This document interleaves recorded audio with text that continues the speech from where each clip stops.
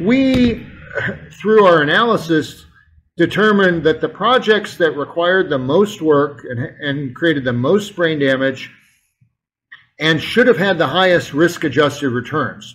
So think building and selling detached single-family homes. Think finishing construction on a condominium project and then selling through the units one at a time.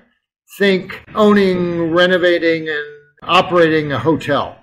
These types of things should have superior returns to a bread and butter, down the fairway, multifamily project, and they didn't. As a group, they didn't. We seemed to perform best on the multifamily, and when we would beat our heads against the wall on these other things, we often didn't get paid for the time and risk and additional aggravation. Even a blind squirrel can find an acorn once in a while, and that led us to the conclusion that either multifamily is a better fit for our skills and experience, or it's less difficult. But if you're not getting the risk premium for things that should be riskier, you shouldn't do it. If it hurts, don't do it. So we, 6, 7, 8 years ago, really began to focus on multifamily.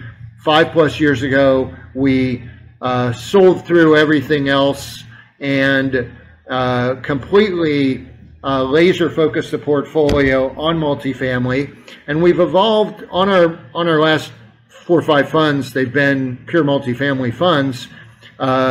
We've gone from doing extreme value add and taking somebody's unloved property and infusing capital and renovating the kitchens and bathrooms and adding amenities and boosting the rents to what we do more of today, which is more of a steady Eddie income generating multifamily vehicle where we've focused on a certain vintage and type of property, and we could talk more about that, in a handful of markets that we know very, very well. So we think that gives us sourcing advantages, that gives us management advantages, that lets us see the market on a very extreme level from the ground up, and it's just a great space for a lot of reasons.